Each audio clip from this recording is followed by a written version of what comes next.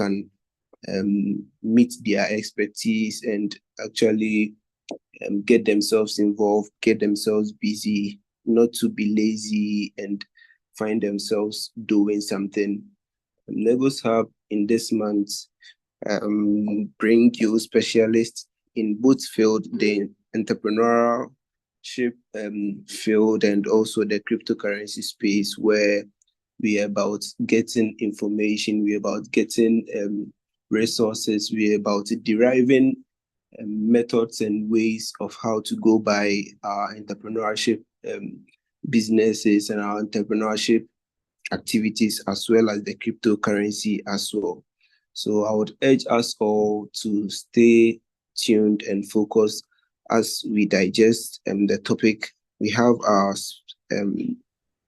panelists here with our moderator who are going to take us through and digest the topic for us. And I'm sure by the end of the program, we would all be blessed and we would have a great renewal mindset as well, so that we try for a better future. Thank you very much, and let's all stay tuned.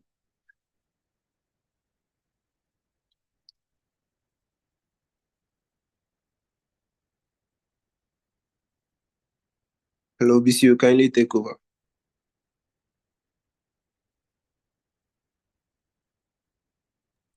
All right, William, thank you so much for your remarks. Now we are going to just get right into our webinar. So we've had various monthly webinars on Migos, have very insightful ones, and this one is not going to be any different. We have exceptional individuals on board who are going to give us their expertise in various fields that we are all excited about. We have cryptocurrency on board, which has been the buzz for now, and things that a lot of people have got excited about. We also have the entrepreneurial side. People want to start their own businesses, they want to do their own thing. So we also have an individual there on board. So I'm going to introduce the panelists we have on board today. So first of all, we have Elkanah Amechichi, who is a crypto analyst and a very well-versed person in the space. And we also have Mr. Frederick Minta, who is also a very high-level IT person. And both of these people I respect a lot. So they are going to give us their insights on everything. Just to not wasting much time, we are going to start. And to just start everything, we're going to start with Mr. Frederick, who is going to give us the entrepreneurial side of things. So I'll open the floor. I'll open the floor for Mr. Frederick to speak and give us his thoughts and also kick the ball rolling. So Frederick, please, if you are on, can you start with us, please? Okay, thank you very much. Please, can we all hear me? Yes, please. You are very audible. Thank you very much. And yes, it's in 5 already. So we are all welcome again to today's edition of the annual virtual space where we will be sharing knowledge. So today, I'm so glad to be here also to share my understanding in terms of the entrepreneurial spirit, where I believe at the end of the day, we will all be empowered, we will learn, we will unlearn, and we'll relearn, so that next time when we meet, we will get to hear more entrepreneurs speaking on the platform who are empowered through today's session. So I want to first of all start with the entrepreneurial spirit. So I want to, before we get started, I want to first of all pick our mindset for us to understand what it takes to have the entrepreneurial spirit. So before the word entrepreneurial spirit, I want us to focus more on where currently the world has gotten to. So first of all, initially, let me take from 2000s. I believe majority of us here were here in the 2000s. There were many things that we were not used to, or there were many things that were not in existence in our part of the world. We're not used to most of the things. But it happened that some group of people just sat down and they came up with things that today you and I we are benefiting. So I want you to cast your mind back. Imagine we didn't have anything like Zoom as we are having using now. We didn't have anything like Zoom. We didn't have anything like WhatsApp. We didn't have anything like Facebook. Imagine where the world would have been by then. All these people who brought this into existence, one way or the other, were entrepreneurs. So I want you to look at something. I want us to look at something that the entrepreneurial spirit. So having that entrepreneurial spirit is a mindset. It's not something that somebody have to actually feed into you. It's you having a mindset, a way that you think. You do not see everything to be a problem, but you rather see it to be an opportunity. So the entrepreneurial mindset is what all these people who make changes or who have made changes to us in the various parts of the world had. Please, can we all hear me? Yes, you are audible. Okay, thank you. Yes. So Hello, Frederick. Can you all hear these us? people had. Hello. Can you hear me? Hello, Frederick. Yes. Seems your line is disconnecting Okay. a bit. Yes. Is it clear now? Somebody was trying to call my line. Is it clear now? Yes, it is. Okay, thank you very much. So the entrepreneurial spirit is a mindset.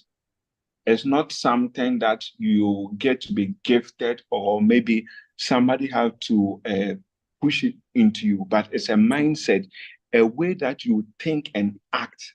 So as an individual, to have that mindset, there have to be some things you need to take into consideration. That's the way you think. And in thinking, you do not see everything to be a problem, but you rather see it as an opportunity. So an entrepreneur is somebody who sees beyond the problem, but rather what? An opportunity. So all these people, initially, there was nothing like Zoom. This meeting would have secured a place where we have to meet physically, and some will not be able to attend. But these people, whilst we are seeing it as a problem where we have to be traveling from various places, being in traffic to meet, some people sat down and they said, no, this problem everybody is complaining about, we have a different mindset. Let's rather come, let's not see it as a problem, but let's see it as what? An opportunity. So the entrepreneurial spirit is a mindset, the way you think and act and drive individuals or person or group of people, you drive them in such a way that you create an opportunity for them. So you do not see whatever that they are seeing as what? um, a problem, but you rather see it as what? An opportunity. And before I take you deeper, I want us to first of all study something, since everything one or the other has characteristics that distinguishes from Adam. The same thing, the entrepreneurial spirit also has that characteristic. There are some characteristics if you want to be an entrepreneur, not just an entrepreneur, but an entrepreneur that drives innovation, that drives difference in community, in the world, you have to have some characteristic. So these people or this set of people with this particular kind of mindset, they first of all have vision. So to have that entrepreneurial mindset, you need to have vision. You cannot do anything if you do not have vision. So the vision in this case is your ability to see opportunities while others are seeing problems. Everybody is complaining about the situation. Everybody is complaining about doom so. Everybody is complaining about network issues. Look at something. We are all complaining about network issues, but Starlink, in this case, oh, they sat down and said, no, this group of people, this is the challenge they are facing. I believe where they are, when you go to Silicon Valley, when you go to Stanford, those places, they do not have network issues like we face in our part of the world, specifically Ghana here. But this group of people, they said, oh, these people, this is a problem they're always complaining about. They always complain about. They had a vision and they came up with something. Starlink is very expensive, but people are daily buying into this idea. They are buying this product and using it. So they didn't see a problem, but they saw what? An opportunity where they can venture and at the end of the day come up with something useful that you and I will benefit. Again, to be an entrepreneur or to have that entrepreneurial mindset, you need to be creative. While everybody is doing the A way, you don't see it as a A way. Find a way to do it in a way that people look at it and differentiate. Oh, this is what we wanted. Everybody is selling. Everybody is into this kind of product or this space. Everybody is a techpreneur. Everybody is a developer. Everybody is into this particular kind of space. You, as somebody with the entrepreneurial mindset, you look at things in a different way, in a creative way. You rather present your mind or you present your solution in such a way that people get to see and appreciate better. And also, as somebody with entrepreneurial mindset, you need to be innovative. The world keeps changing. Where we find ourselves currently keeps changing. And in order for you to stay relevant or important in this space, you need to be innovative. If 2012, you were doing the A way, 2014, if you are still doing the A way, you are not going to be relevant. You're not going to be needed in the space again. So to have the entrepreneurial mindset, you need to be innovative. Again, you need to take risk. No entrepreneur, I want to a quote from my mentor, that is Mark Zuckerberg. He said, in a world that is changing really quick, the only strategy that is guaranteed to fail is not taking risk. So if you think that, oh, yes, if the moment I change, the moment I move into this space, because everybody is moving into this space, the moment I move, it will be very difficult for me to strike, then you are not going to be relevant. In the era of artificial intelligence, blockchain, machine learning, and things, if you as an individual or as entrepreneur, if you do not have the mindset whereby whatever that you are doing, you are going to move your product or services into this space so that people get to appreciate it better, it's going to be very difficult for you to get yourself out there. It's going to be very difficult in the next 5-10 years to come. It's going to be very difficult for you to be relevant. So as an entrepreneur or somebody with the entrepreneurial mindset, you need to be a risk taker. You need to be a risk taker. Where everybody is saying this one is not possible, you need to put a try to it. You need to try. You cannot be sitting with them and also thinking like them. You need to take risks. And also, one thing too is self-motivation. Somebody with an entrepreneurial Okay. mindset, you need to first of all Frederick, motivate so yourself. thanks so much for that input. Oh, Okay. can you hear me? Hello. Yeah, I can hear you. Hello. Hello, can you hear Hello, me? Frederick. Yeah. Yes. Yeah, I was saying, yeah, thank you so much for the input on the first one. So Okay, sure. you were highlighting things on the entrepreneurial spirits, on the mindset, and cited those examples. You would realize that in most spaces that we have today, most people approach entrepreneurship with um, sort of like a normal business mindset. They take things that they've learned in school and um, don't really have that motivation or sensation to it. So, would you like to share something small on that? Sorry, I think I didn't hear the last part. Can you come back again? Yeah, I was saying the most people approach business or entrepreneurship as a straightforward thing. They don't normally add that, sensation to it or that um, motivation behind it. So can you speak a bit on that? That's linked with the entrepreneurial spirit. Oh, okay. Okay. So, as we were saying, you see, in our field or in our part, mostly we are not being taught the passion or the having the entrepreneurial mindset, especially using, for example, somebody in the tech space. In the tech space, mostly we are not being trained in the with a mindset to have that entrepreneurship skills. We only start by, okay, I develop or I'm selling this product, I'm doing this, and we do it the normal way. But in the current world, I want to throw this challenge to us. Looking at where things are going, to stay relevant and to stay motivated, you need to stay up to date. You need to stay up to date. As a student or as a techpreneur, I guess I will speak because that is specifically my field. If you are a developer, in this case, whether software engineer, graphic designer, and other things, whatever that you are doing, you need to be motivated. You need to motivate yourself. If you are not motivated, you don't expect somebody to even love what you are doing. First of all, if everybody fine, you need to always listen to feedback, but the feedback shouldn't mostly always be the thing that is moving you. You have to be motivated. You have to let the end users know the reason why you are into that particular kind of product. So, first of all, you identifying your passion, knowing your purpose, and also motivating yourself. You need to motivate yourself. There's nobody coming to motivate you.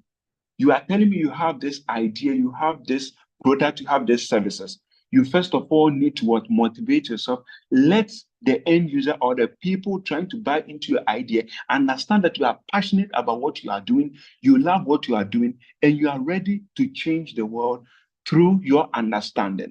So that is what I would say about that, about being motivated. People are not coming to motivate you as an entrepreneur. They only motivate you when they see you as the person or the entrepreneur. They see you to be self-motivated.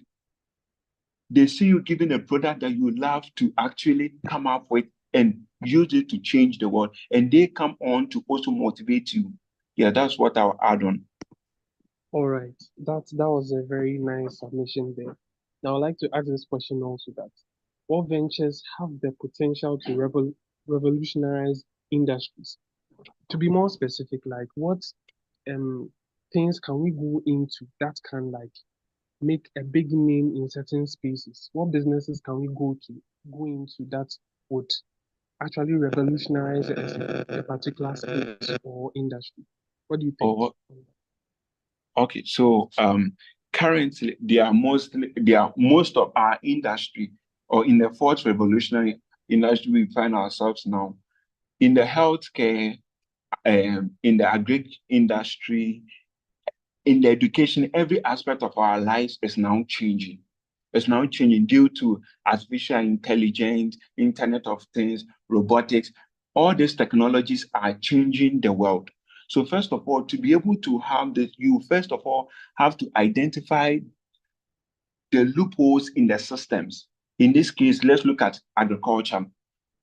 We as individuals or person sit down, look at what is missing in the agri chain, the agri chain. Look at what is missing there.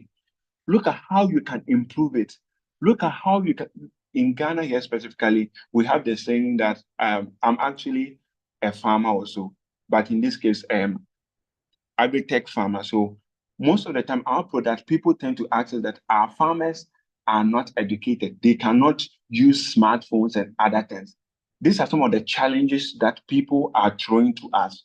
They are telling that, oh, our farmers are using the traditional way. So as a tech person or as somebody with a um, technological background, looking at how artificial intelligence is changing other parts of our lives, you first of all have to identify what is missing in the old or the traditional way, identify it, then look at some of the unique solutions that you can bring in this space. So currently, when you go to the healthcare industry, due to artificial intelligence and other forms of technology, there has been a change in this space.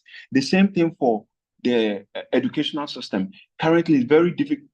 You as a teacher, if you are using the traditional, I'm I'm currently in University of Ghana. Some lecturers are teaching people in other schools and other things, still using this artificial intelligence. Some also are relying on only the classroom setting. This those using the let's say Zoom and other text materials available to train these people are able to reach larger group of people, and they are making greater impact. So you as an individual, every part of our lives is now being changed with technology. So we have to sit down, identify where the technology can fit in, and bring out a solution, a unique solution that can change the traditional way.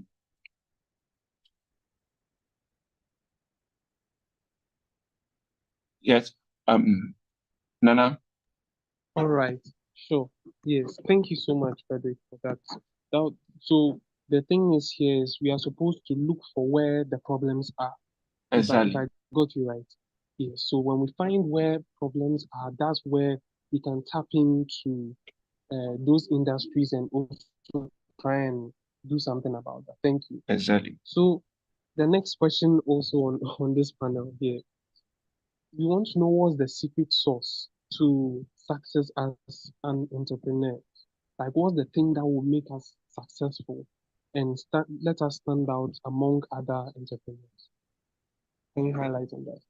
Okay, so from my little knowledge and little understanding, I would say the secret sauce for entrepreneurial success is a mixture of your vision, your adaptability, the vision in this case, what I listed earlier, your adaptability, how you can change, looking at the rapid change in our current lives, how you can adapt to how various tools, artificial intelligence, robotics, Internet of Things, blockchain, and all those things are changing the world. How you, as an entrepreneur, you have to be adaptable to this situation. You also have to be somebody who does not easily give up, because the entrepreneurial space is such that you can present your idea to somebody. I remember I had the opportunity to present my product to one investor. The man was just looking at my face and he told me point blank, this is not going to be applicable in Africa. Initially, I thought, oh, what I'm doing was not useful. So I went back, sitting down, looking and pitching to another investor who showed interest. And so this should tell you that the entrepreneurial space, some people, first of all, let you down. They'll let you feel like what you are doing is not making any impact. They'll also make you feel like you are actually not doing anything. But you, as with somebody with the entrepreneurial mindset, you need to stay motivated, love what you are doing, have that vision, and dedicate yourself to achieving that vision or aim that you have set for yourself. Times will come, you will feel like you are not doing anything. No, those should be the time you should motivate yourself, bounce back, and work harder, knowing that at the end of the day, when you launch this business or when it gets out there, you are going to get profit from it. I want to have this story on as this 7 Up, this drink that we're taking. He failed 6 times. He failed 6 times, but he never gave up. The seventh one is what he used to give the name of his product. The same thing for Airbnb. So you are not the first entrepreneur to fail. When you fail, that doesn't mean you should stay on your failure. Rather, do your corrections well and bounce back. And with that, you are not going to start from zero, but you start from a greater height, knowing that success will be assured one day. Yes, that's what I can say. There's something that you highlighted on that I was really touched by it, and that's the determination. See, viewers, most people that try and venture into entrepreneurial space, one is either they lack motivation or they try once, they try twice, and they just give up. But as Frederick has highlighted, Nana, please, can you speak a bit louder? yes, am I audible? Yeah, you're audible now. Yes, please. So one thing Frederick highlighted on was determination. That you have to try more than once in order to attain your goal or to get the most out of the opportunity that you want to, you get the best out of, right? So thank you so much, Frederick, on that one. Now I want to know your take on how to secure capital, because that's one thing that worries a lot of people who want to start their own business, do their own thing. They'll tell you that there's not a lot of money around. So how do you think, or what's the best way to secure resources or capital in order to like make your vision a reality? Okay. So securing capital, first of all, before I even go to the main question, I want us to understand that having the entrepreneurial mindset, you as a person, you first of all have to have your product that is supposed to be visible or is supposed to be, let's say, in a prototype form for people to be able to know and understand what you are communicating. I want to use myself as an example. At the last 2 years, I had the opportunity to present my product at Tech in Ghana.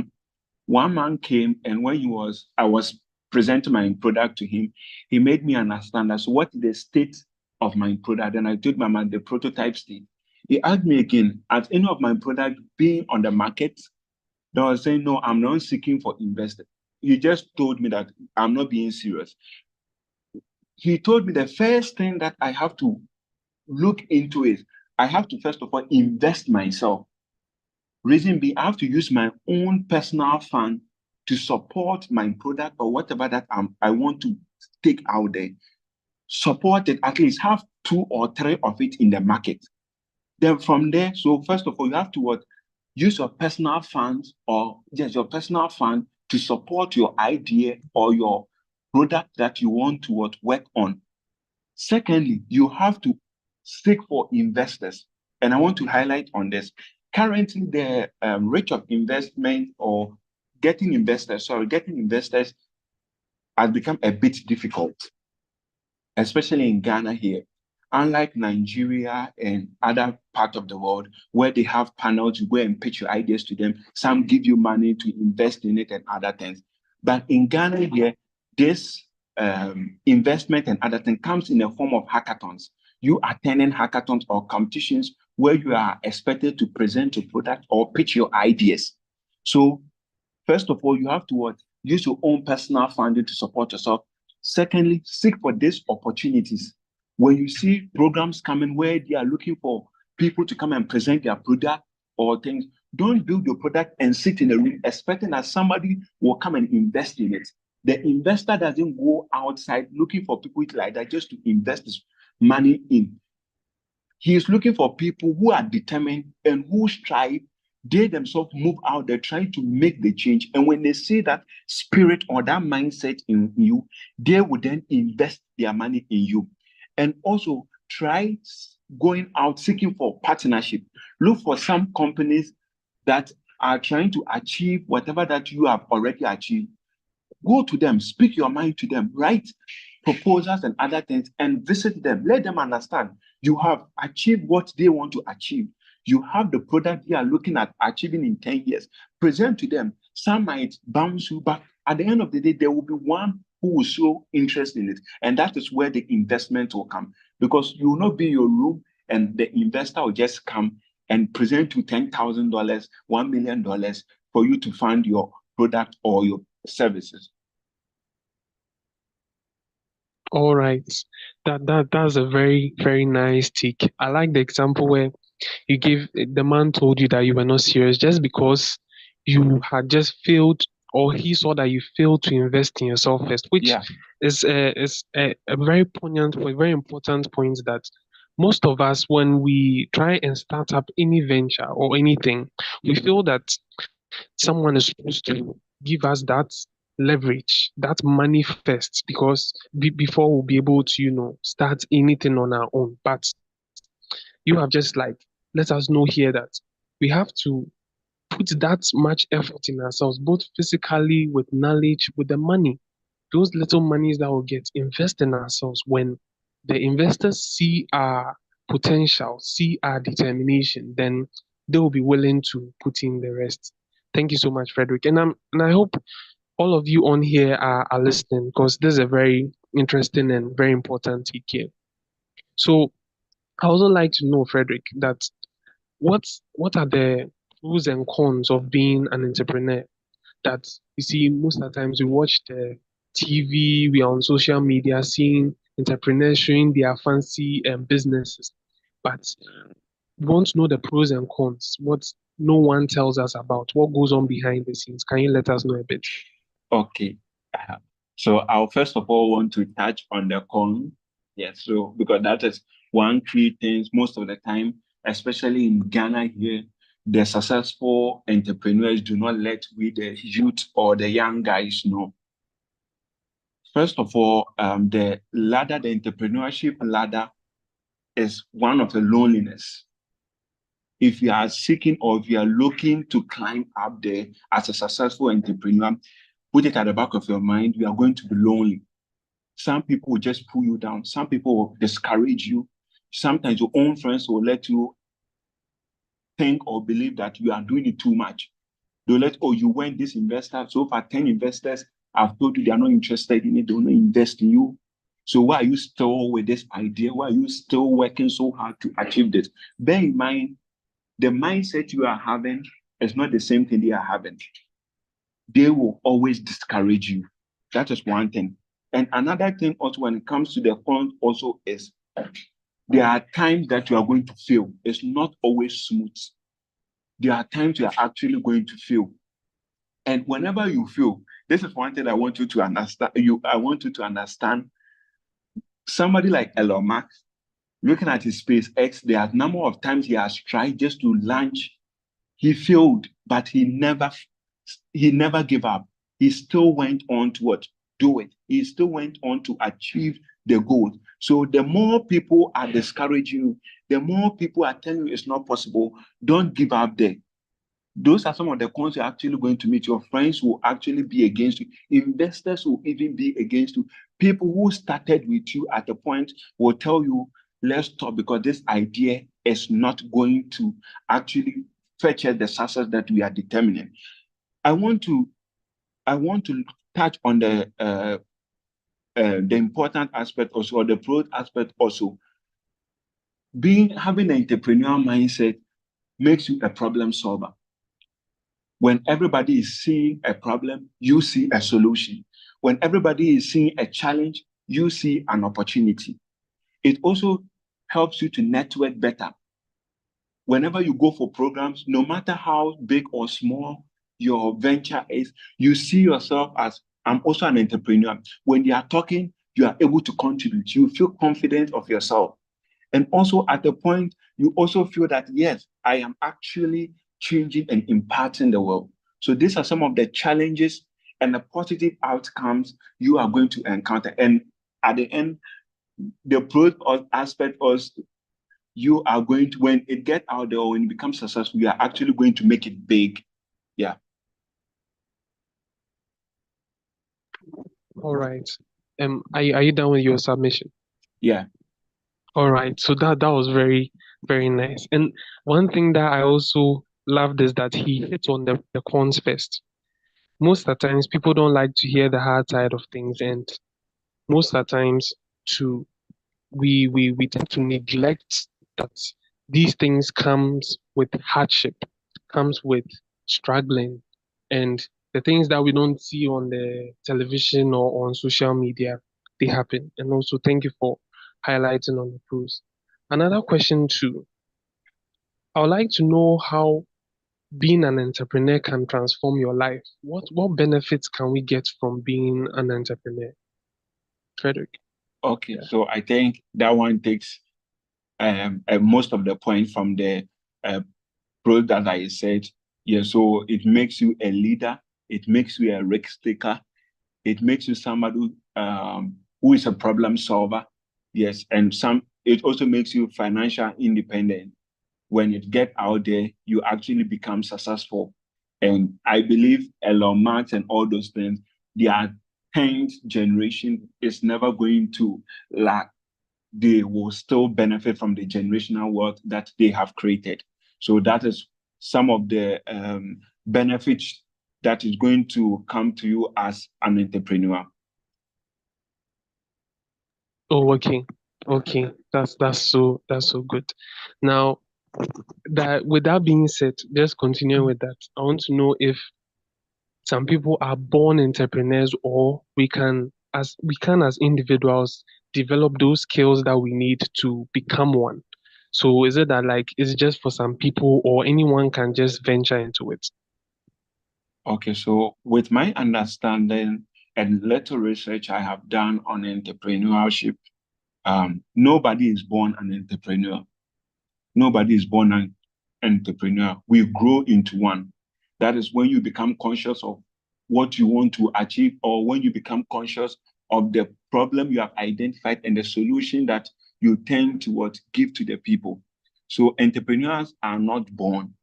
We rather develop the skills to be that problem solver, to be that person that want to change the world. One typical example I want to bring on board is, I think when I started this entrepreneurship skills building in my life. Most of the time, whenever I'm going for a program to pitch, the hotel room that I sleep with my guys, we spend 8 hours every day, 8 hours every day to pitch our ideas. 8 hours, no matter the program, whether it's big or small, we spend 8 hours to pitch our ideas because we get to see that pitching the ideas or developing ourselves is not something that we easily get it done in a day. It's an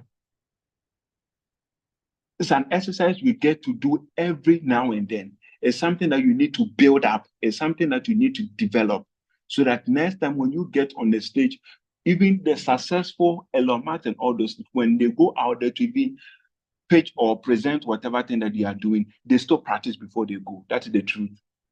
No entrepreneur just stands up and go and stand on stage and talk their mind. We all practice in the rooms when we are working. Sometimes, especially at the program, you see me very quiet. I'm just practicing my pitch in my mind so that we develop the skills. We are not born with them. All right. So for those of you who think some things are for some people, it doesn't go that way, right? We develop the skills in order to function properly and fully in a particular field. You heard Frederick saying that before he's going to a program or an event, he spends 8 hours to pitch his ideas. And for those of you who don't know what that means, it means that he's going to prepare the presentation or the ways in which he's going to speak to the people, right? He's going to practice it before he goes and presents whatever he's doing to the people so that everyone is receiving the well prepared, well furnished individual who is going to deliver his speech or is going to deliver his products to them. All right. So thank you so much, Frederick, on that one. And I'll be touching on another thing too, just to chip in because we are talking about teaching, working 8 hours on just your presentation just before going to do that. So, how crucial is a strong work ethic in determining uh, entrepreneurial success? How Okay, how so strong should it be? How crucial is it? talking on the work ethic, I think that is one of the most important aspects of the entrepreneurship. Especially bear in mind, as an entrepreneur, you are going to be working with people. You are going to be working with people, and you yourself, you need to be disciplined. You need to be disciplined. The 8 hours that I spend every time with my team to pitch, nobody sleeps in the hotel room. We all meet at the same time and we pitch, and it's a constant thing that we do. Whether I'm the one pitching or I'm not the one pitching, we use the same thing because we have gotten to understand that the good work ethics is the one that will carry you when your motivation has even failed. When there's no motivation in doing it, there are good ethics. Sometimes we go for some competitions and the price on it is, let's say, 10,000 Ghana cedis. That is a small money. But because we have trained ourselves, this is the norm. This is how we work as a team. No matter what, once we get it, that 8 hours must be met. We do it no matter how we are tired from the training ground. Once we get to the hotel room, we need to fulfill that. So the good work ethic, in this case, discipline, determination, integrity, all those factors must come into being. And make sure that you don't leave those ones behind. I have the mindset. It's not enough. How you carry yourself and work on yourself is what is important when it comes to entrepreneurship. Thank you. All right, Frederick. So you just cemented the fact that we have to emphasize on delivering a very good work ethic in order to deliver successful business and entrepreneurial ventures. Thank you so much. Now, I want to know again, since you are in this field and doing this stuff a lot, are there any business opportunities that are, available you would like to share to us, something that people can invest in and do? Sure. So currently, I think since we are talking about cryptocurrency, that is one key point that everybody on the meeting should look more into. Yes, look more into some of those small coins that are coming. Make sure you invest into them, knowing that 10 years, when we were in primary school, 10, 12 years ago, if we had invested in Bitcoin, by this time you and I would have been millionaires. So look into that space also. And also when it comes to climate tech is a place that millionaires and billionaires are investing massively there. So please, no matter the kind of program you are studying in university or whatever thing that you are doing currently, please, climate tech should be something you should take very serious if you can study more into that aspect because people are pumping money there, investing heavily there. And also when it comes for AI for accessibility, I want to hammer so much on this. When the AI accessibility is in these cases, you see many people are creating platforms, mobile application, web application. And this one are for persons with, let's say, those of us who can see, those of us who can do all forms of things, we can easily use them. But people who are creating softwares for persons with various forms of disability, they are the one actually chopping the money. I'm currently doing my national service at University of Ghana, their assistive lab. And there's one software that's a screen reader for the visually impaired students. And just buying that one software for one person alone is over $2,000. Yes, $2,000. Just a small software for one person. There's the licenses, $2,000. So these are spaces. Everyone here, we can start looking into them. People are not moving into that aspect, but those are places we can move massively there. Every now and then, you just be getting money. And also fintech. When it comes to fintech, currently I was yesterday making transactions to somebody in US. I was finding it very difficult because currently most of the platforms here just internal, and other things. Those that are here to most of the time, there are some challenges with them. So fintech, we can look more into them. And when it also one great place is agribusiness. Agribusiness. This case, I want to take agri-tech. The technology you are learning, try to move it into the agri space. Yes, so that is what I'll say. All right. I'm sure you've hit on a lot of spaces that people can just try and invest knowledge, time, and all resources, and then they will get results. Because you spoke about agribusiness like this. Can you hit on that one a bit? Because I don't think most people are, I think, open to that space. Can you touch on that a bit?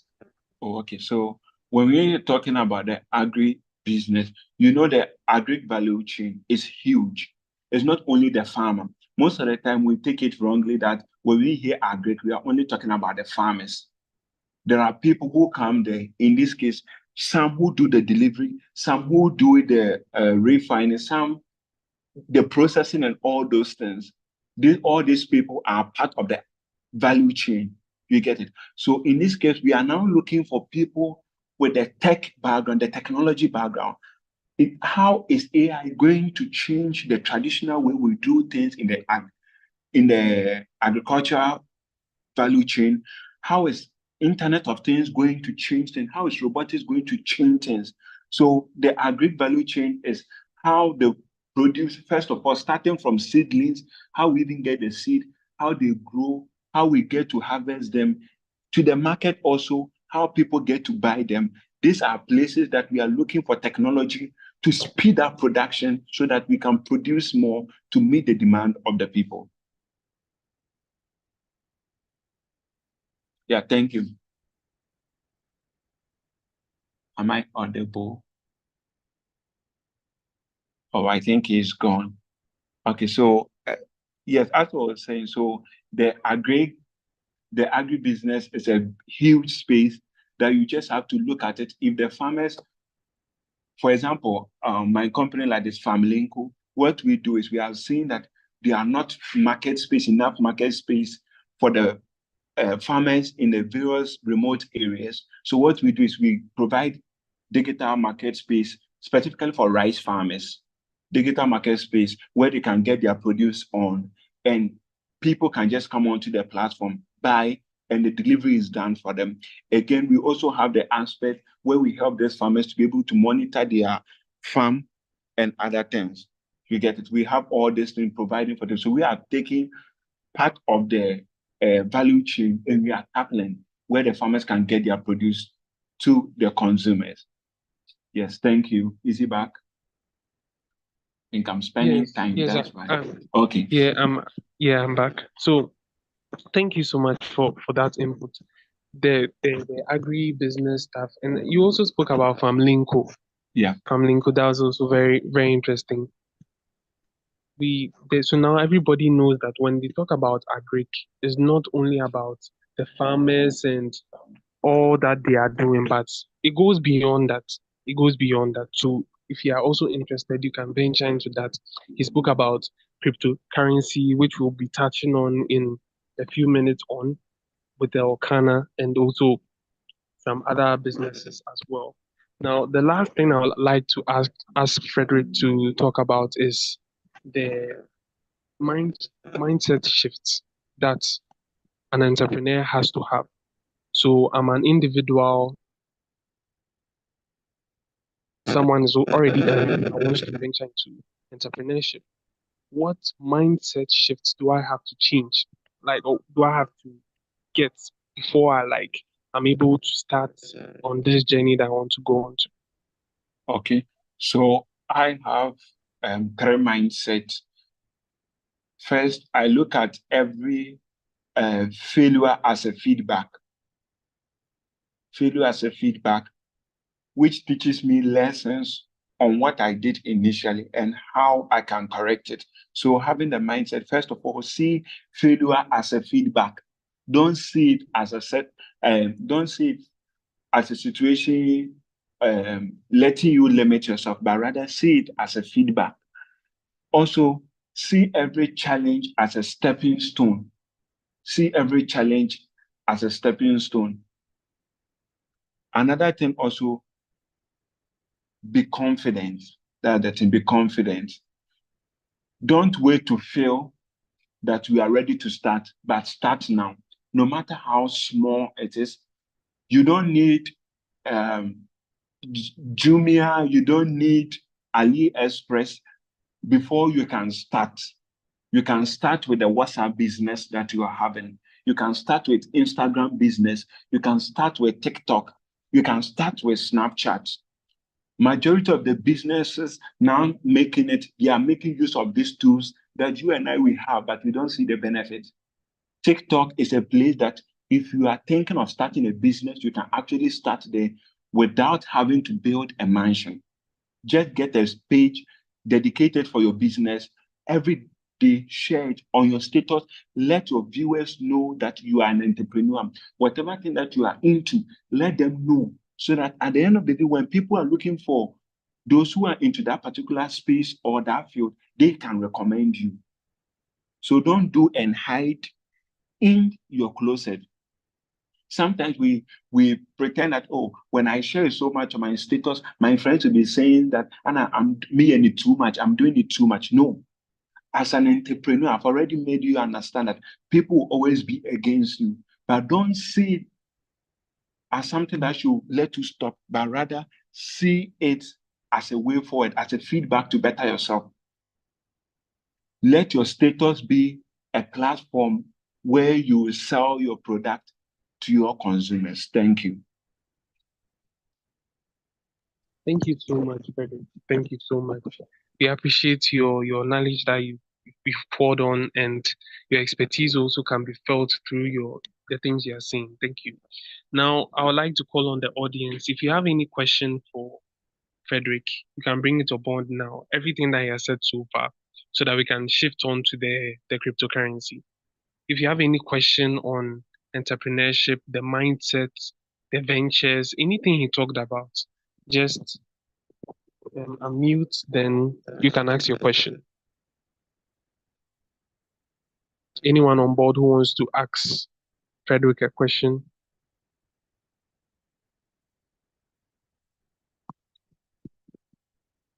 So we are all good. We all enjoyed his submission. None of you want to venture into entrepreneurial stuff. Any insight you like to have in any area. Yeah, please, I have a question for Mr. Frederick. Okay, go on. All right, Mr. Frederick, please thank you very much for the words spoken today. Actually, I've gained too many from it, and I'm blessed to be in this program too. Um, but I just want to ask some few questions. Starting up as an entrepreneur, what do you actually need? Is it money or um like emotional feelings, or like what do you actually need to start up as an entrepreneur? Okay. Is that all, or you have another one to add up? Um, I think for now that's all. Okay.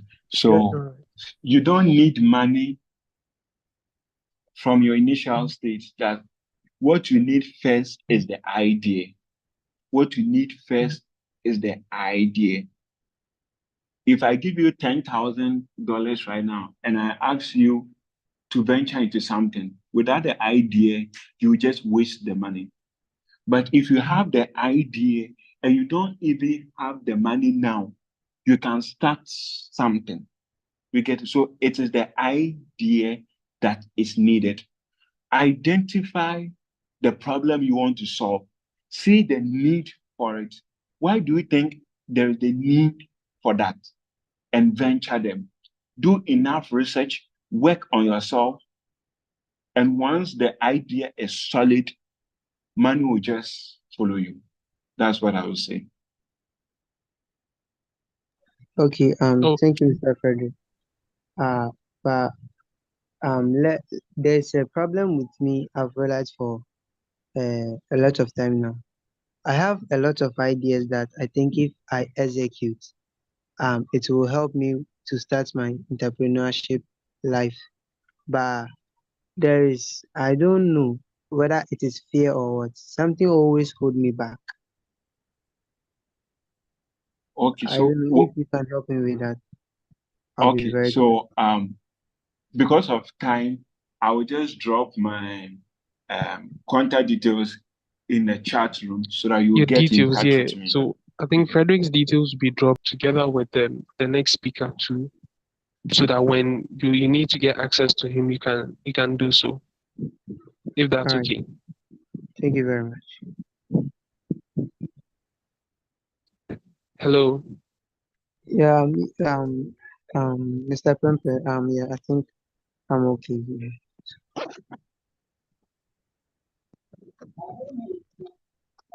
Yeah, I think I see another hand up, Ernest Arthur. You can go on. Ernest, if you can hear me, just ask your question. Okay, thank you, Mr. Fred, for the teachings. I'm asking this question. Let's say you are into a business and people are not patronizing. What advice can you give on this? Okay, so if you are in a business and people are not patronizing, my first question is you as the CEO or the owner of the business, do you first of all patronize yourself? That is what I want to ask. I don't need the answer, but first of all, do you patronize yourself? How is the packaging done? How is the branding? How is the branding? One thing you need to take into consideration is people will only buy into your idea when they see the need for it, when they see how motivated you as the person you are, in the case the founder or the entrepreneur you are, when they see the branding, how well do you brand it? Do you let them see it as just an ordinary product, or you put in effort beating the already existing ones? At least if you're not able to beat the ones done by bigger CEOs, at least you should have some level of acceptance. So you first of all have to work on those things. So Ernest, you take my contact from the chat and DM me so that I'll give you detailed roadmap into dealing with such situations.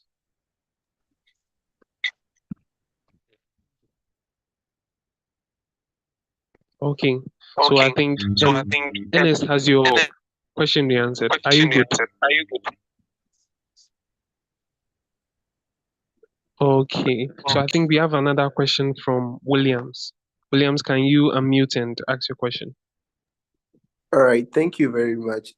Frederick, I would want to ask, there is this moment in getting your idea, though there is no idea that is in a way new under the earth, under the sun, but then in a way, as young entrepreneurs, I think there is this fear that the idea that I'm having, it is going to be stolen by people who have the means and the capacity in developing it that fast. When you have a business idea that you don't have the means, you don't have how or what it takes to bring it into life. When you start up something, it is quite easy for people to just grab your idea and make a millions out of it. So in a way, how do we battle this mindset as well? Okay, so I want to touch it from two different perspectives. The first one is nobody understands your idea better than you. You get it? Nobody understands your idea better than you. In this case, I want us also to be very mindful. Whenever you are sharing your idea, once you have not protected it legally, do not give the vivid details or information. Do not give the vivid details or information. That is one point. The other point too is nobody understands your idea better than you.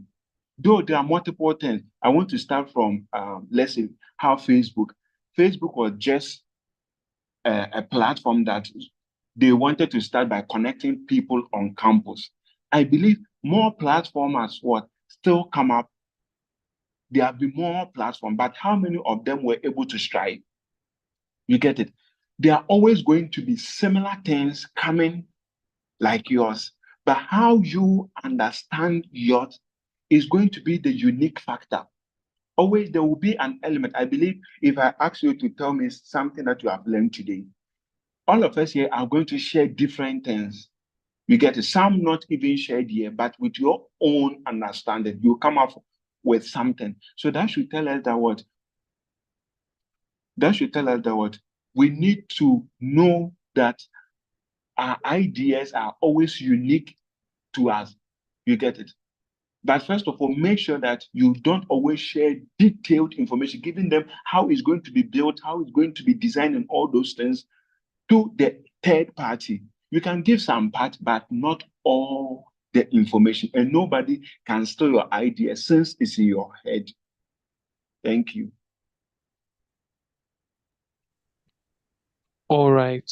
So now we are going to just connect. I think I see some things in the chat here, so we'll be getting on that. And we'll drop Frederick's contact on his LinkedIn, so you can connect with him and just get any information you want from him. So we'll be moving. Okay, I see another question from Williams. Okay, mine Williams, is not you a can go on question. and I think ask. someone is asking, is there any group for guidance as in the entrepreneurship aspect? So if Frederick could touch on that as well.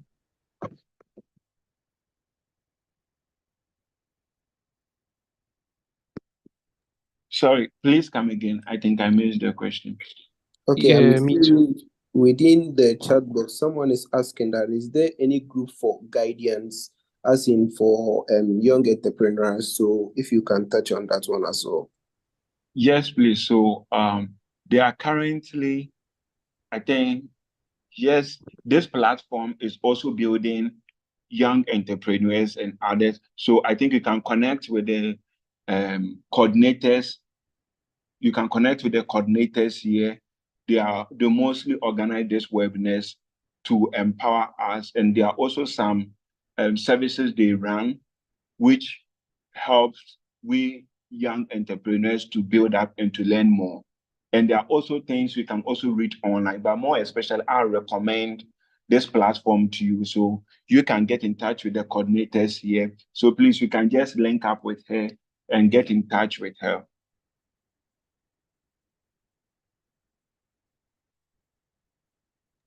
All right. I think Nigo's Hub has been plugged in there by Frederick. Thank you so much. So,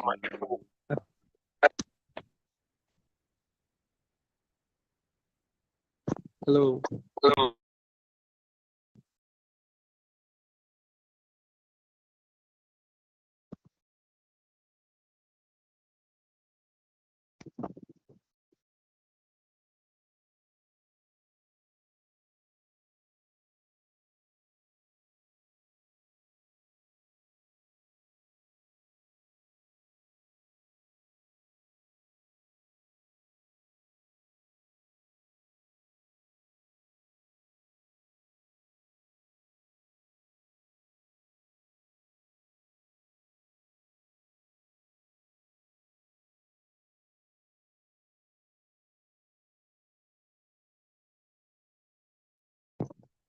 Hello.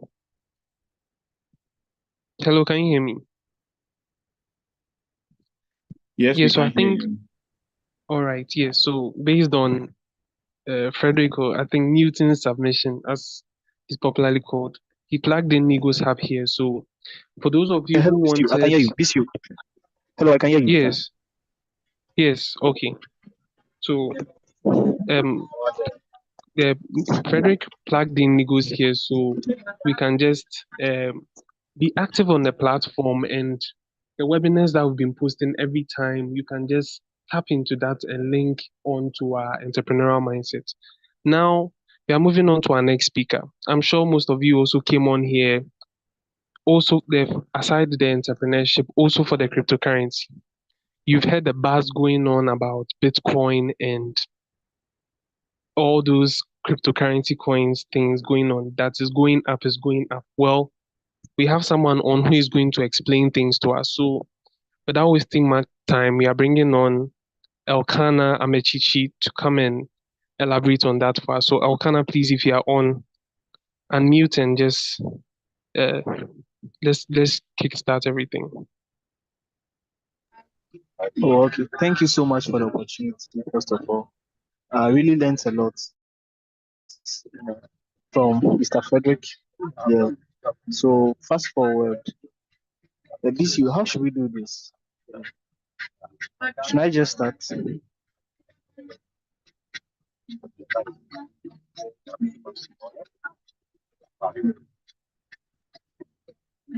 Hello, can you hear me? Yes, I said you give us a bit of insight into Okay. cryptocurrency, then you add a bit of Okay. things to it. So okay, thank you. Okay, so basically, whenever I start explaining cryptocurrencies to people, I start by the definition of what's cryptocurrency. So cryptocurrency is just a digital or virtual money, yeah, secured by cryptography, yeah, which makes it impossible to counterfeit or double spend. Yeah, so basically, cryptocurrency is just a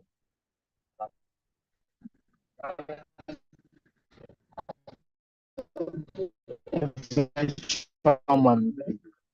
It was gotten through this technology. Crypto and blockchain have something to do.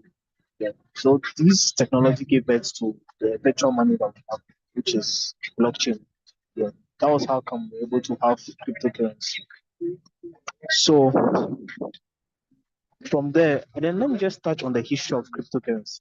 How did cryptocurrency all start?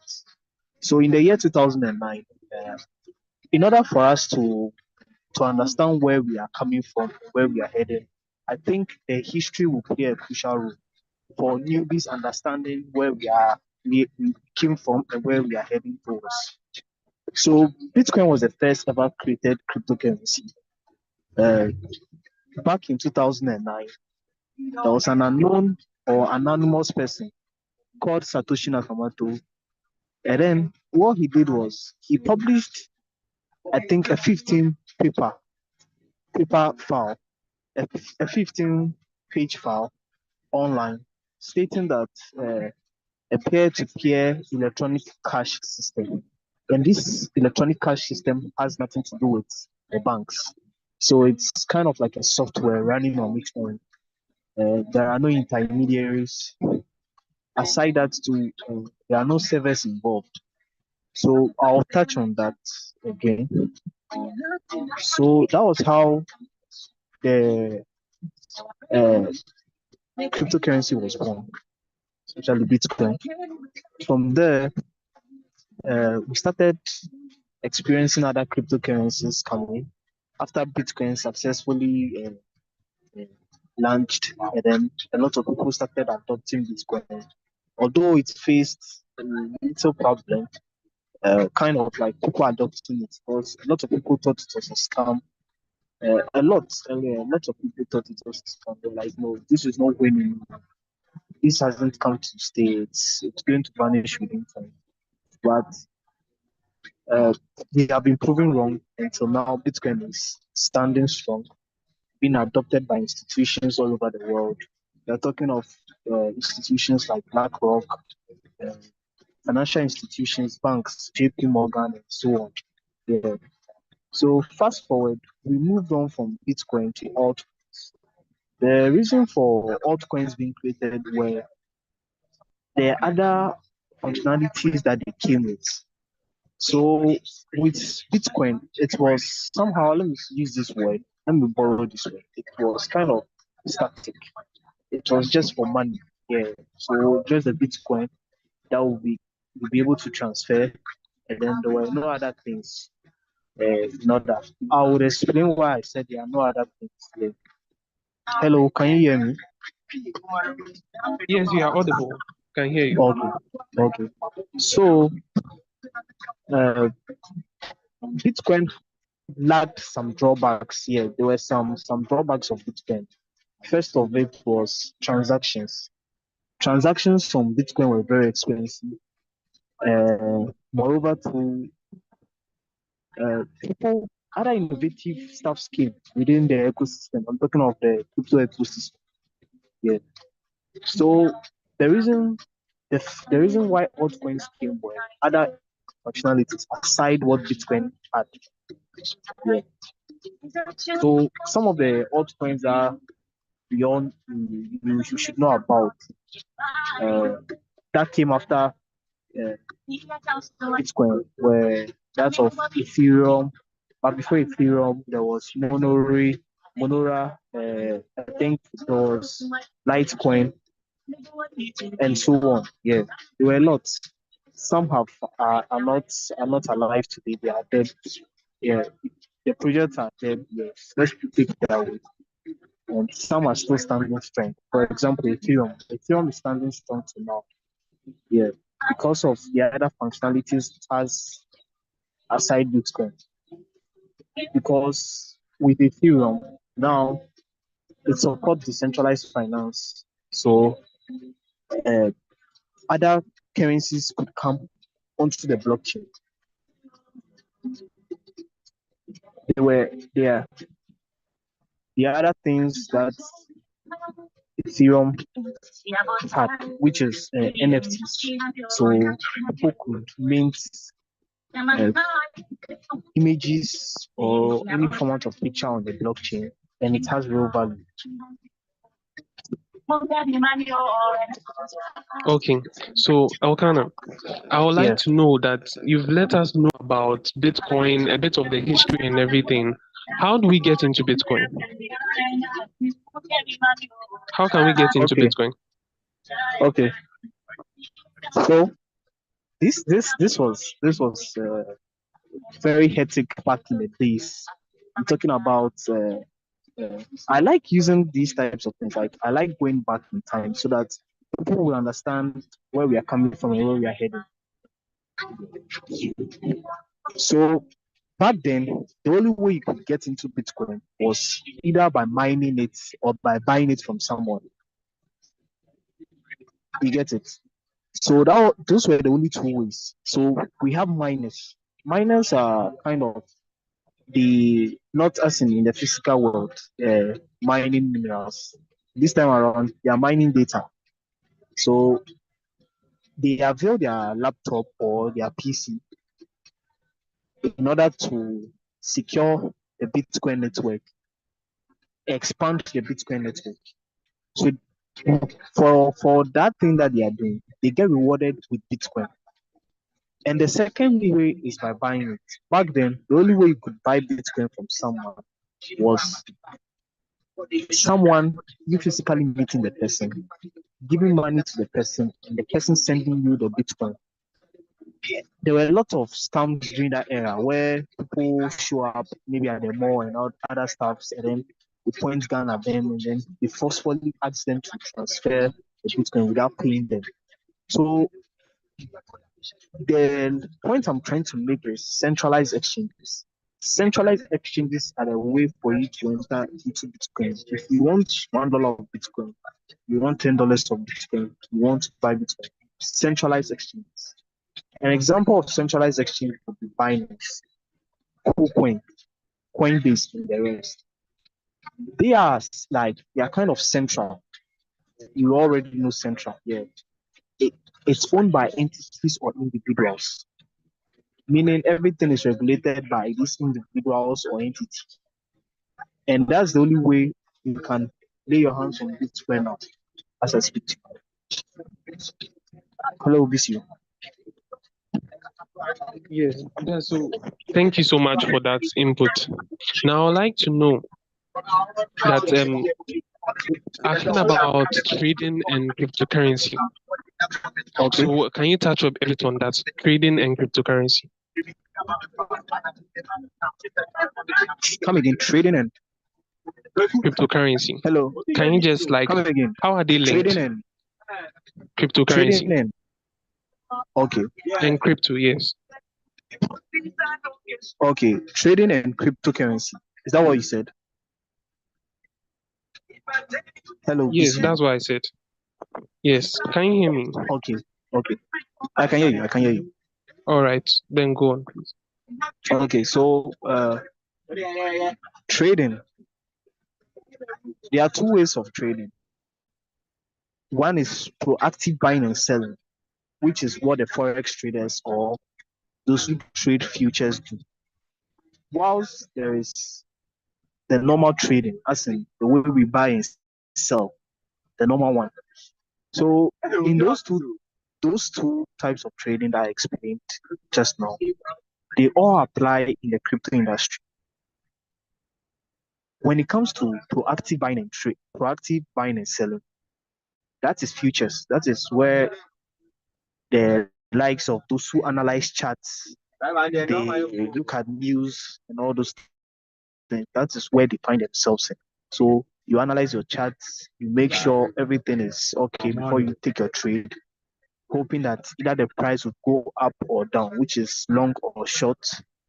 And then the other trading I'm talking about in this case would have something to do with investing, where you buy the coin, you hold it for maybe short term or long term, and then you now sell based on the amount of profit you've made with the capital you used in purchasing that crypto asset.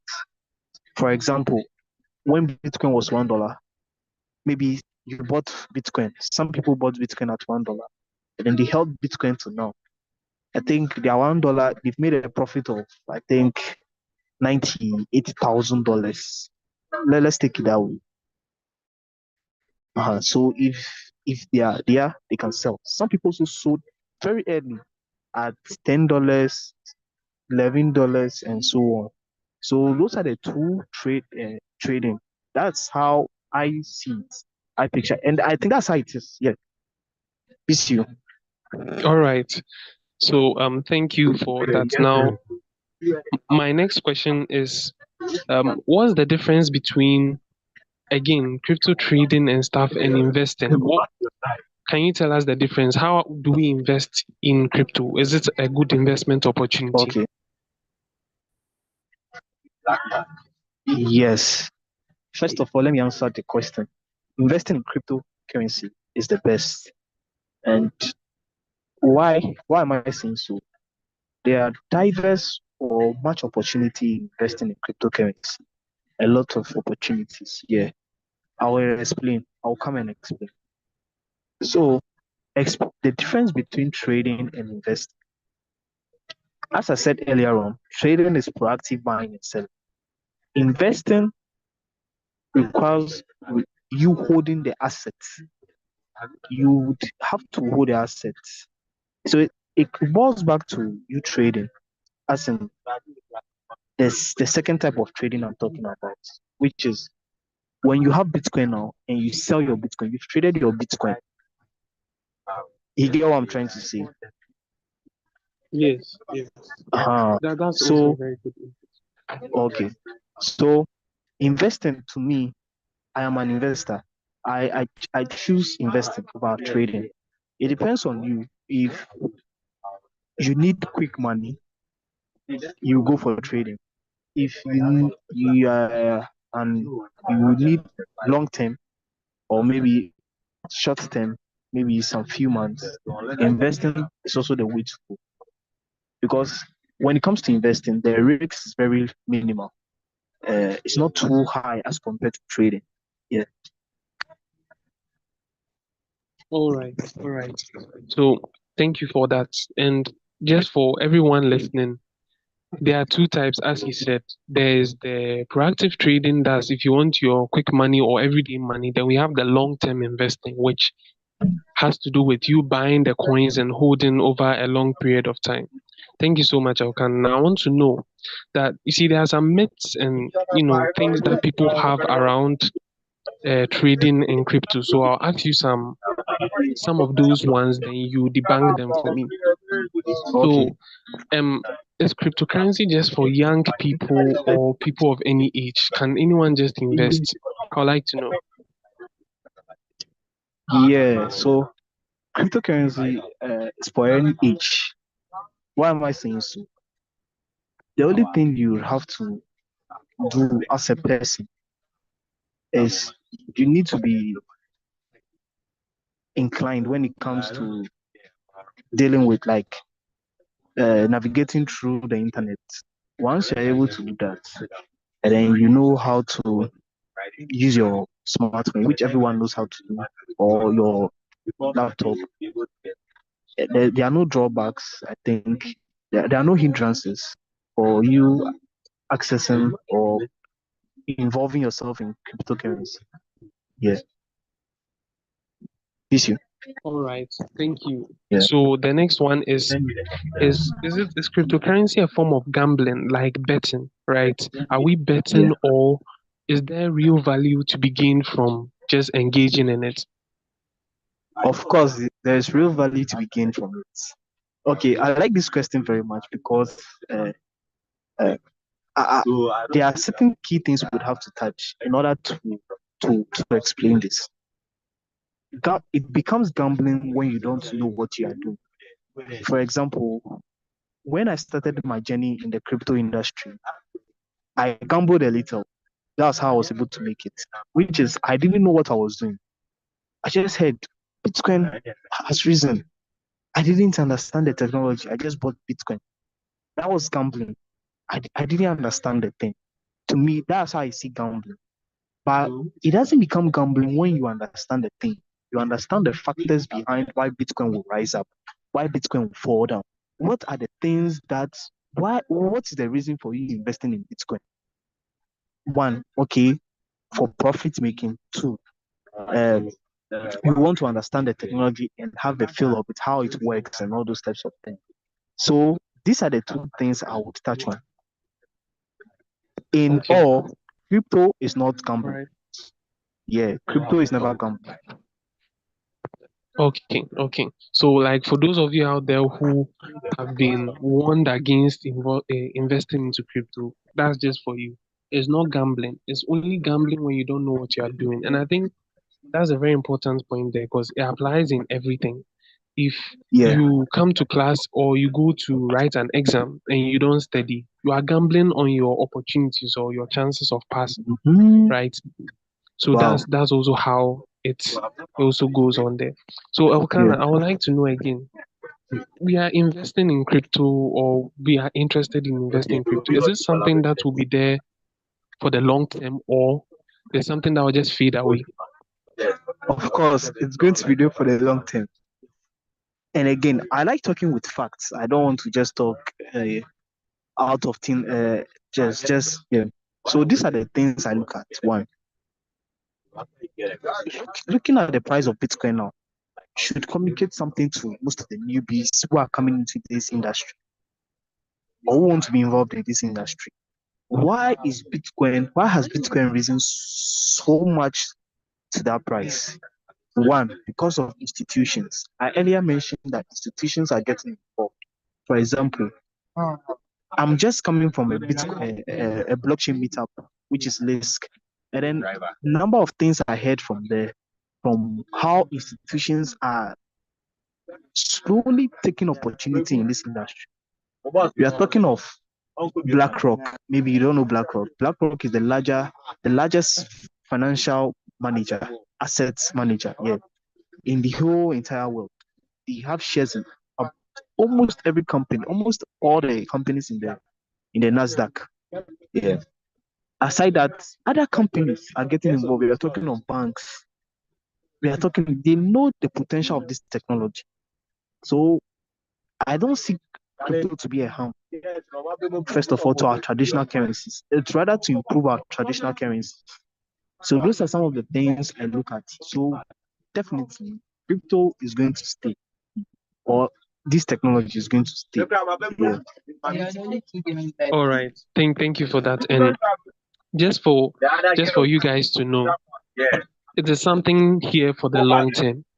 It's the same way as investing in bonds, treasury bonds, or anything that you would consider investing for the long term. Okay. So I think Elkana, your Hello, background is a bit Bisu. noisy. Yes, can you Hello, hear me? Bisu. Yes. Hello, Bisu. Can you hear me?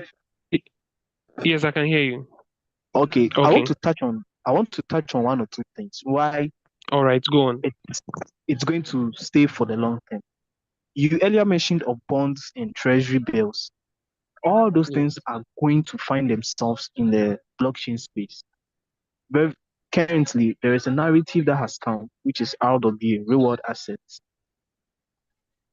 All these things that we are talking about, these reward assets that we have, like precious metals, treasury bonds, stocks, they are all going to find themselves on the blockchain. This is how reward assets is going to harness this technology. That is what I'm saying. This thing is going to stay for long term. Yeah. So miss you. All right.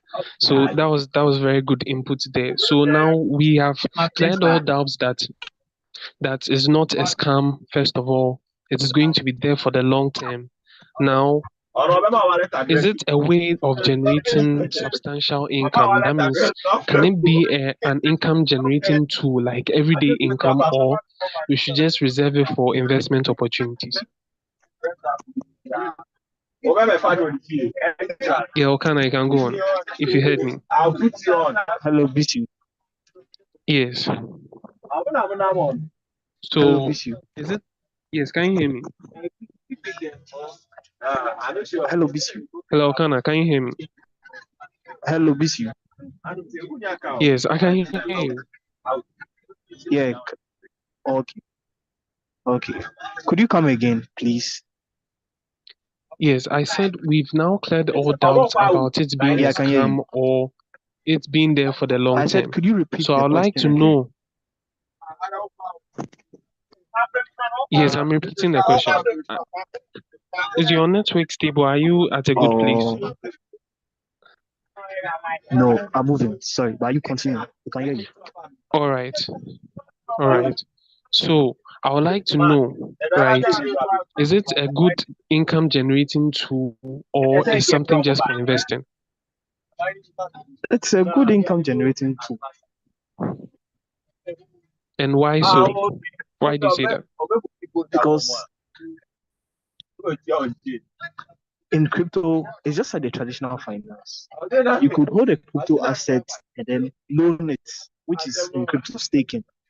And every day you are earning something on it. You are earning something. You are earning maybe either depending on your invest what you are loaning. If it's $1,000, $1,000, that would be I think let's say $10 every day. And you are earning $10 every day or $10 a month. So it's a good income tool. All right, okay. So thank you so much, Elkana. He has let us know a lot about this crypto stuff and the rest. Now we'll be taking in your questions soon. Elkana, someone says in the comments that what of the crypto mine on Telegram? Is it real? They want to know if the Telegram Okay. mining is it real? Okay, so it depends on the project. Right now, there are a lot of scams coming in the Telegram ecosystem. Let me use Telegram ecosystem. Telegram has its own ecosystem. Its cryptocurrency is strong and it's used for transaction fees. So I can say the Telegram ecosystem. First of all, if you look at the trend, we had Notcoin. Notcoin was the first ever project that came, and then a lot of people made good amount of money. Second, dogs came. Before dogs, hamster and the rest came. And then when you look at it now, it's like the founders of those projects are just they just want to enrich themselves. That's how I see it. So it depends. You would have to play a crucial role in notifying in noticing which airdrops are legit or the ones that you are mining in the Telegram app. For example, if the project has something to do with Notcoin or the Ton, maybe on their X, you go to their X and you see that it has some affiliation or partnership with others, other well-known projects. Then it's legit. It's kind of legit. So most of them are real. For example, I don't want to show projects here, but let me just talk of like, for example, the past ones, like dogs, for example. I helped a lot of people made not less than $50 per campus from dogs. A lot of people, and I think some of you on this call can testify because I was able to identify that this project is legit, and I know that no, this has something to do with Notcoin. So this definitely is going to be it. So these are some of the things. In crypto, we have something called PYOR. Do your own research. So mostly you have to do your own research. Anytime you go to the socials project, you check how many followers they have. Not only the followers, you go and see their websites. You look at all those types of things before you can even not conclude fully that it's legit. You just have a hope that this project might do well. So these are the things I can say about the airdrops in the Telegram ecosystem. Okay, all right. Now you made mention of airdrop. I don't think some people on here know what an airdrop is. Can you let us know what it is? What's an airdrop? Come again. Yes, I would like to know what an airdrop is for those who don't know. Okay. So in layman terms, airdrop was coined from the the meaning of airdrop when it comes to the iOS users, where you share one phone could share one file to one phone could share the file to multiple devices at the same time.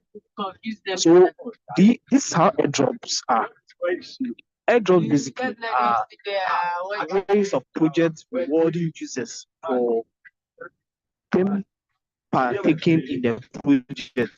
Maybe it has to do with transactions. Transactions. So we were able to airdrop those who qualify. So this is how in layman terms I can explain what airdrop is. All right, all right. So thank you so much, Alkana, for your input so far. I think we've been enlightened so much about what cryptocurrency is and the best ways to invest, and also whether it's a scam or whether it's not a scam. So thank you so much. So now I think for the people on the call now, we'll be taking your questions. If you have any questions for Alkana, please just unmute, or you can put that in the chat box, then we'll let you know. Yes, and as Arthur, you can go on with your question. Ernest, go ahead. Question that assets and commodities, which one would you advise someone to invest in? And Ernest, can you come again? I'm asking that assets and commodities, which one will Mr. Ekana to invest in based on his experience? Okay, all right. So any other question again? Ernest is asking assets and commodities. Which one would you want to invest in? Or can I, you can answer his question.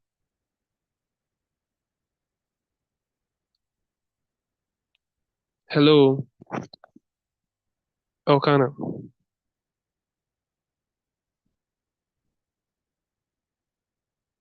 Okay, so anyone with any other question again, I think when he connects back, then we add that on.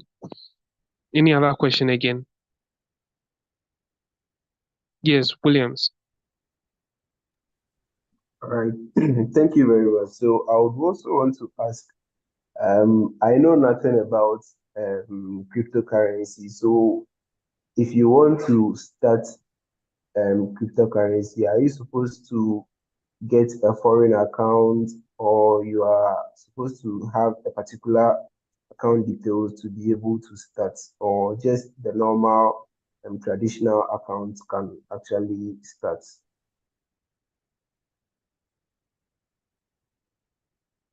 Okay, so you say you would like to know what, please?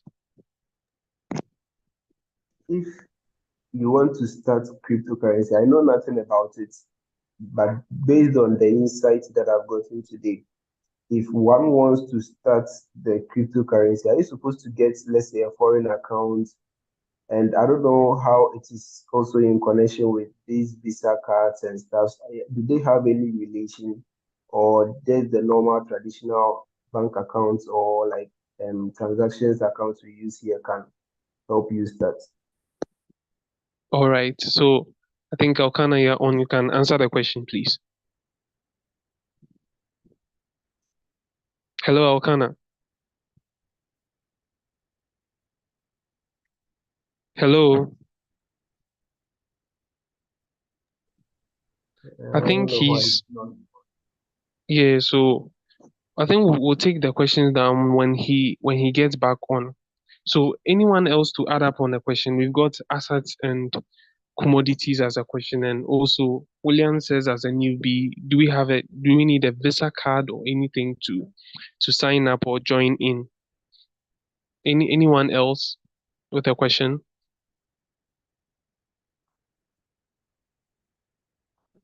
Any question?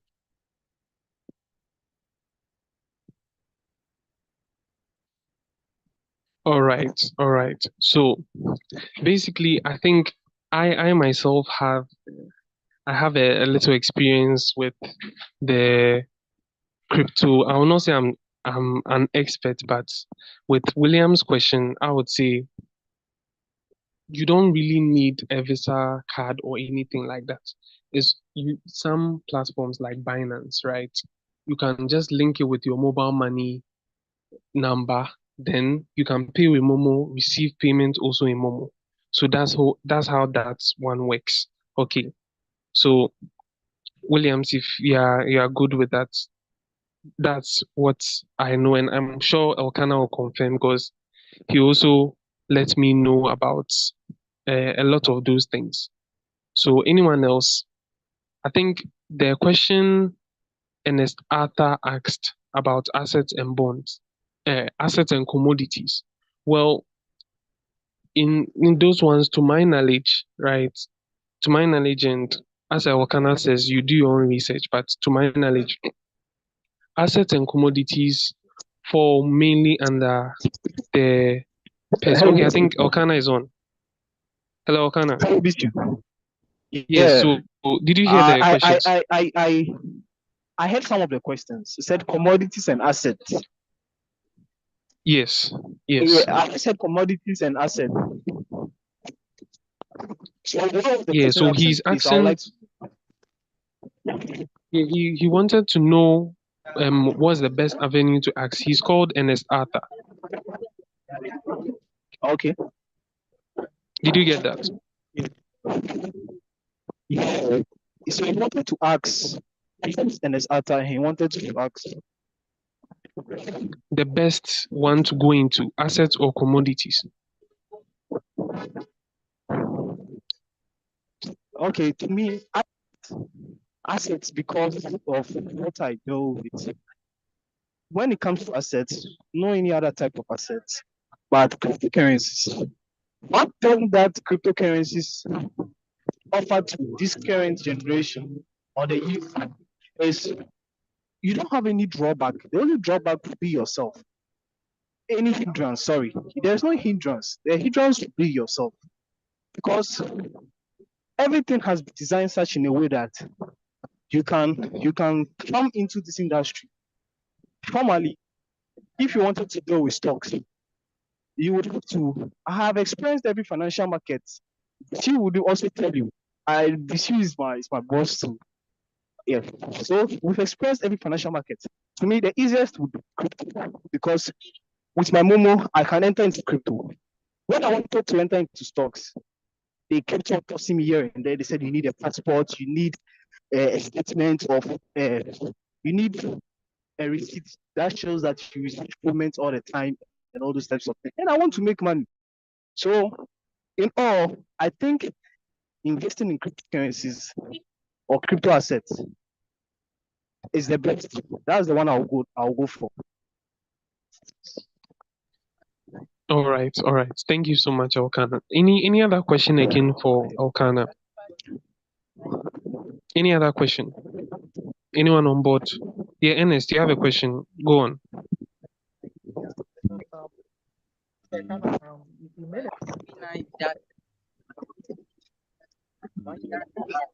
Ernest, okay, let's if there hear are no you. other question, if there are no other question, hello, Yes. No, hello, there's one guy asking a question. Yes. Hello, BC. Yes, I can hear you. If there are no other question, you're welcome, boss.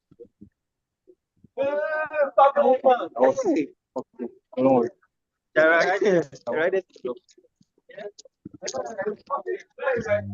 I'm going to your washroom. Yeah, Ernest, you can ask your question. Mr. Kana made an example that when one invests $1, he or she is going to get $10 every day. So I wanted to ask if I cannot afford to get that. What is the If you can afford to get what? cannot afford to get that $1K. What is the minimum amount that one can start with when it comes to investing? All right. So, Alkana, you had the question. You can give an answer if you want to. What's the minimum amount to invest in? Okay, I think he's gone off a bit, but to my knowledge, or based on what I've learned, can you hear me? Yes. Okay. So yeah, you said what's the minimum amount to invest? Okay. So minimum amount would be, let's say, to be fair with you, at $10 would be able to do. Yeah, $10, which would be in Ghana cedis, I think, roughly 150, 160 Ghana cedis. But if you also have 80 Ghana cedis, you could also start. Yeah, can I think hold some one or two cryptocurrencies. And then in some few minutes, I'll be sharing some tips about what I do when it comes to investing in cryptocurrencies. You get it? So first of all, let me just touch on this before maybe the meeting ends. When it comes to investing in cryptocurrencies, there are things we consider. One, trend. Two, narrative. One, what is the trend? Right now, the trend is Bitcoin. The trend is Bitcoin. You get it? So Bitcoin is a trend now. Now, what are the narratives that we have? Now, there are a lot of industries coming in the space of blockchain.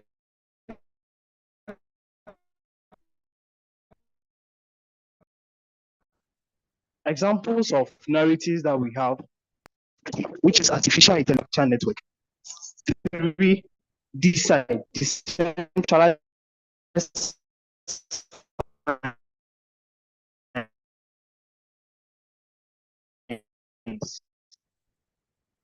For real assets. If you hold crypto assets in all these to at least $1, well, you'll be able to have some amount of, you'll be able to make good profits at the end of the bull run. Now, what is bull run? Bull run is it's a time where crypto assets skyrocket, and we are currently in the bull run. That is why Bitcoin is at now at what, $98,000, which is, I think, $99,000. So it's the trend now. When Bitcoin stops trending, altcoins are now coming to trend. So the difference between, one thing I also want to touch is the difference between altcoins and Bitcoin. Bitcoin is the king of cryptocurrencies, which was the first cryptocurrency. Altcoins, on the other hand, are different cryptocurrencies, alternative cryptocurrencies.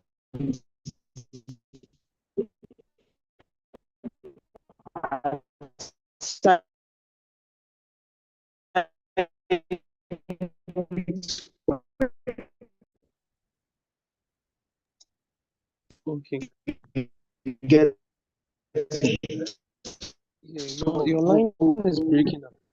altcoins are alternative cryptocurrencies aside Bitcoin. Any other cryptocurrency aside Bitcoin is altcoin. So Okay. so that into the narratives. Hello, BC. Yes, Hello, so BC. that I think that's it. Hello, I can hear you. Okay, There's you can also now hear me. another question. Yes. Someone is asking what will make you lose money in crypto and what are the measures to consider?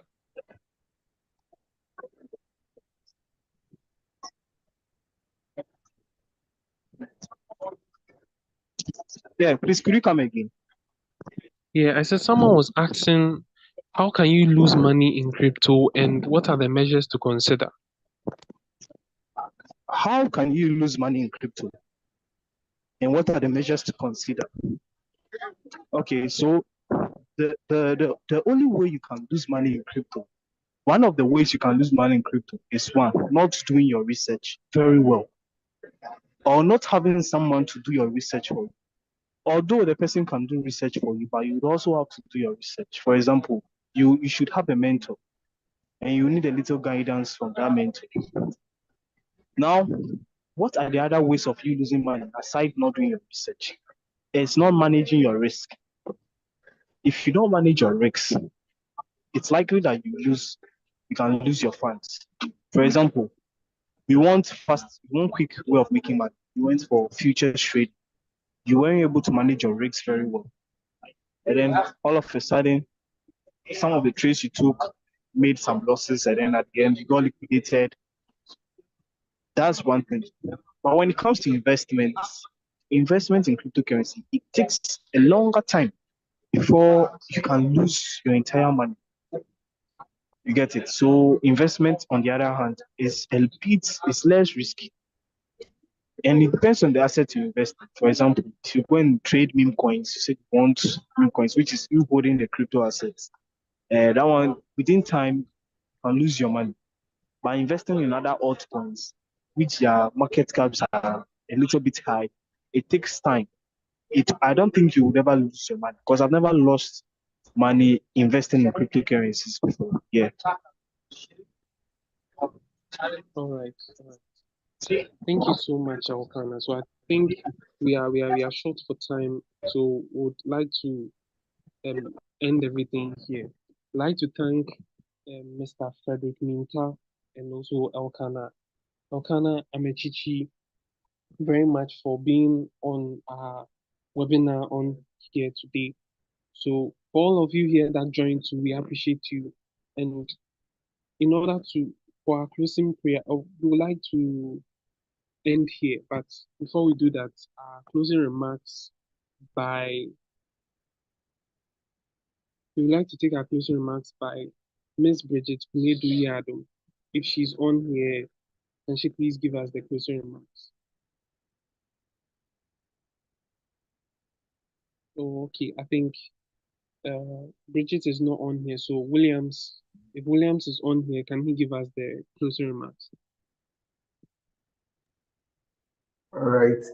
Thank you very much. So we would want to say a very big thank you to our panelists and our moderator as well for moderating this session for us, and to everyone that joined. I know we have been impacted and we've learned a lot, right from the entrepreneurship to the cryptocurrency space.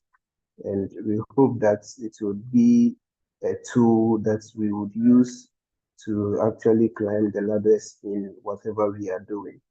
Yeah, so I want to stand on behalf of our founder, Abednego Ehring, to say a big thank you to everyone that joined together with our panelists and everyone. So say thank you very much and God bless you. All right, thank you, William. So we'll be taking our closing prayer. So I am praying. Heavenly Father, we thank you so much for a successful meeting, and we ask that everything that was said on here on this call would be impactful in our lives, that we'll be able to utilize them to our advantage, to whatever thing that you want us to do for you. And at the end, glory and honor be given to your name. Pray for the platform and every other avenue that has been used to convey this information. Thank you so much. In Jesus' mighty name, we pray. Amen. So, thank you so much for joining on the call today. And God bless you. God bless you. Bye bye.